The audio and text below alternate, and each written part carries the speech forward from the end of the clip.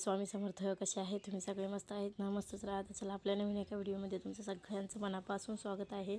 हा अधिक महिन्यातलाच व्हिडिओ आहे, म्हणजे शेवटच्या दिवसाचा व्हिडिओ आहे.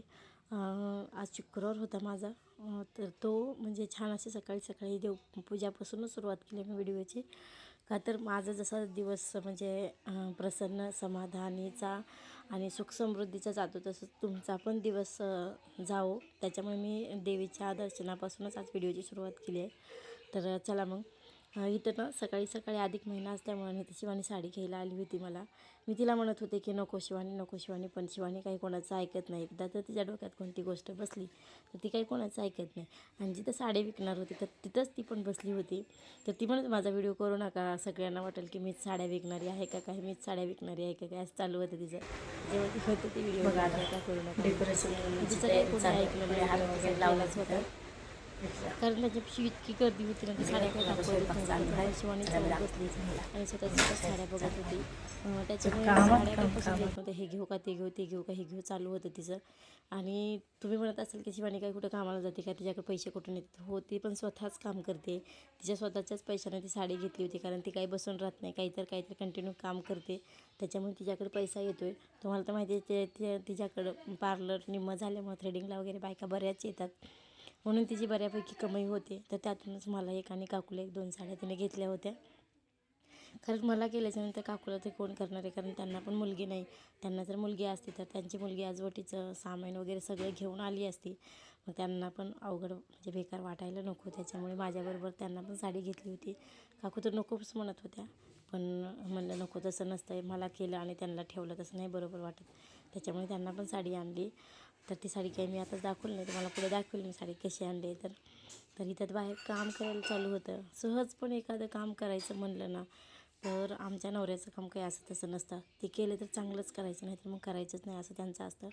मला फक्त हिरवा कपडा बसवायचा होता, तर त्याच्यासाठी कंप्लीट 4 ते 5 तास गेले असतील.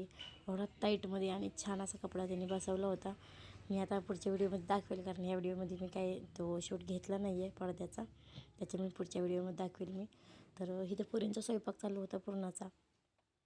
कारण ना त्यांनी जर आत्तापासून स्वयंपाकाची त्यांना प्रॅक्टिस झाली ना, तर नंतर त्यांना एवढं सोपं वाटतं ना, किती जरी स्वयंपाक असताना तर त्यांना काहीच वाटणार नाही.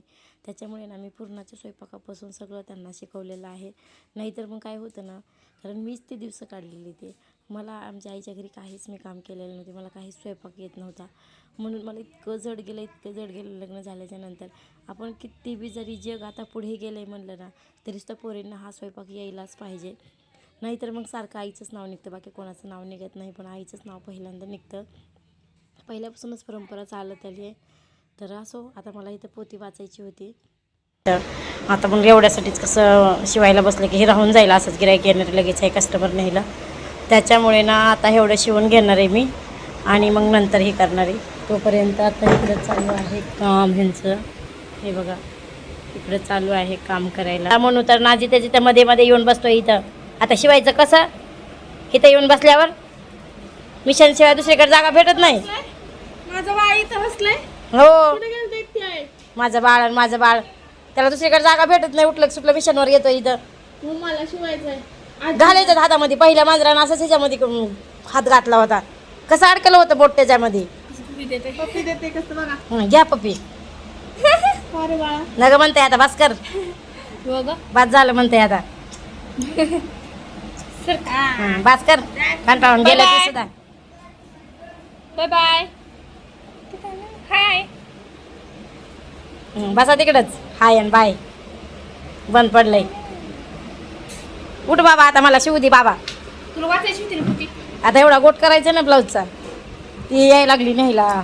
चला, सकाळीच फोन केला होता, त्यांचा फोन कट केलास तो. म्हणू उठ माय आता, उठ आता. आता मी मिशन जर चालू केली ना, तर मग तुझं बघ काय होतंय. तर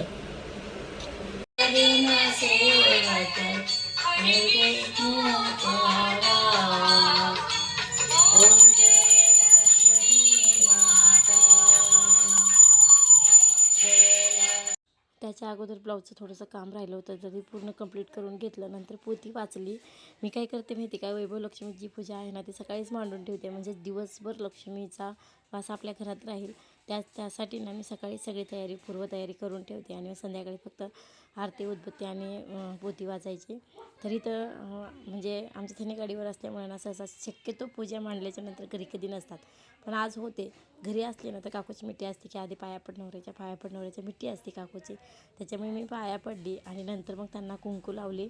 तर त्यांचं चालू होतं की उलटंच करतेस, आधी कुंकू लावायचं असते मग पाया पडायचं असते, असं चालू असतं त्यांचं. इतकं बारीक लक्ष असतं ना घरामध्ये की त्यांच्या एवढं माझंसुद्धा एवढं बारीक लक्ष नसतं घरामध्ये, एवढं बारीक लक्ष असतं. पण असं म्हणलं जाऊ दे आता, तसं काही नसतं. म्हणजे अगोदर कुंकू लावलं पाया पडलं तर काही नसतं म्हणलं. तर ते गेले बाहेर आणि मग नंतर इथं देवीला मी ताट छान असं वाढवत होते, कारण अख्खा महिना आमचा अशाला असा गेला. आम्हाला पुरण पण नाही घालणं झालं, धोंडे पण नाही करणं झाले, काहीच नाही करणं झालं ह्यावेळेस. आम्हाला एका जोडीला धोंडे जेवण करायचं होतं, ते पण नाही आम्हाला करणं झालं, कारण पूर्ण महिना आमचा दवाखान्यातच गेल्यासारखा गेला.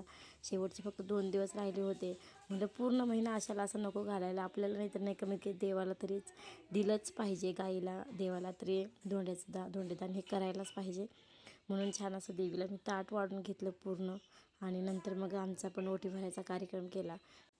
नाहीतर मग आधी मी ओटी भरायचा कार्यक्रम म्हणजे तिकडं करत बसलो असतो, तर इकडं देवीचं म्हणजे जेवणाचं ताट वगैरे सगळं राहून गेलं असतं. म्हणून मी आधी सगळं देवीचंच ओटी घेतलं आणि नंतर मग आमचं किती वेळ फोटो तर इकडे माझ्या देवीचं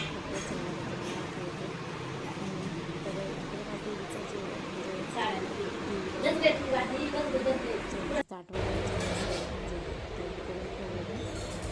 नंतर ते मला वाटलं पण नव्हतं छान करतील म्हणून. हो, मी खूप छान तयारी केली होती. मला पण वाटलं होतं की एवढी तयारी छान केलं होतं. इथे मला एवढं हसायला येत होतं ना, काकूला काही ते व्यवस्थित बसायला येत नव्हतं. काकू दोन्ही पाय असं व्यवस्थित बसल्या नव्हत्या, त्याच्यामुळे मला हसायला येत होतं. आणि समोर तर एवढं कुंकू लावलं होतं ना पायाला, ते काय सांगायलाच नको. समोरचं काकूचं थोडं सुद्धा जमत नाही, पण ते काय म्हणतात ना, तुझं माझं जमन आणि तुझ्या विना कर म्हणा म्हणायसारखं काकूचं तिचं. समोर म्हणली होती की मी नाही काकूची ओटी भरणार, पण शेवटी भरलीच तिला. मी नाही भरणार तिला काकूची माया येते, भांडणं करायची नाटकं असतात ते मला एकदा. तर काय विचार केला काय माहिती. तर असं होईल, छान अशी ओटी भरली, तिला काहीच सांगितलं नव्हतं, सगळं तिने मनानंच केलं. फक्त आरती एक घेतली, 2 आरती आणून ठेवल्या होत्या, पण नंतर एक आरती घेऊन गेली, ती माघारी नेली होती म्हणून इथं एकच आरती होती. तर म्हणजे काकूची गडबड चालू होती, मला बसायला येत नाही तर लवकर उरका म्हणून. त्याच्यामुळे मग पटकन काकूला साडी दिली हातामध्ये छान असे. तर काकू म्हणलं मला नको साडी नवी वगैरे, मला घरातलीच साडी द्या असं तसं म्हणत. पण त्यांची जर लेक असली असती तर त्यांच्या लेकीनं असंच केलं असतं का, घरातली साडी घेऊन नेसवली असती का? ते योग्य आम्हालाच वाटलं नाही. त्याच्यामुळे नवीन साडी आणली छान अशी आणि नंतर मग ओटी भरली. तर खरं तर मीच ओटी भरणार होते, कारण सासू ही आईप्रमाणेच असते, त्याच्यामुळे मीच. पण आता कितीतरी मी व्हिडिओ बघते सगळ्या ठिकाणी म्हणजे सुनेनंच सासूबाईची ओटी भरलेली आहे. पण मला इथे एक ताई म्हणले की नाही, सुनेनं नाही भरायचं, यूट्यूबला ऐका की म्हणजे लेकीचाच मान आहे, आई सुनेचा मान नाही, असं तसं. चला आता झाला कार्यक्रम, पडला पार म्हणायचं पण करू नका. चला, छान असं डेकोरेशन झालं, छान असा कार्यक्रम झाला. अधिक मास आता फक्त 2 दिवस राहिले. पण म्हणजे साड्या बघितल्या, साड्या दाखवून नाही तर साड्या उद्या दाखवतात, साड्या उद्याच्या व्हिडिओमध्ये, म्हणजे उद्या शॉर्ट व्हिडिओमध्ये साड्या दाखवतात. झालं आता सगळं छान अशी रांगोळी वगैरे काढली होती. आता सगळं ठेवायचं नाही, जेवढं काढायला 5 मिनिटाच्या कार्यक्रमासाठी एवढं सगळं काढावं लागलंय. हे सगळं लक्ष्मीचं आहे, सगळं काढलं होतं आता. काय त्या मण्याच्या जिवारी आहे बाबा ह्यांचा, किती त्या मण्याच्या जिवारी आहे. त्या मण्याला धोंडे खाऊ घालायला चालू आहे आता. हां, बाळाचं त्यांच्या अधिक मासात धोंडे केले. खाके काय होत त्याला. झाला 2 दिवस धोंड्याचा महिना राहिला आहे. आमचं काहीच म्हणजे प्लॅनिंग असं नव्हतं करायचं वगैरे, पण सगळे जे वगैरे व्हिडिओ स्टेटस वगैरे सगळं वटी भरलेलेच यायला लागले. तर ह्या वर्षी आमचा महिना असा तसंच गेला सगळा, काहीच म्हणजे मनासारखं झालं नाही. लातूरला गेल्यावरच तेवढं आईची तरी वटी भरली होती फक्त, तर ती पण गडबडीमध्ये झाली, ती पण काही व्यवस्थित पाहिजे तशी झाली नाही.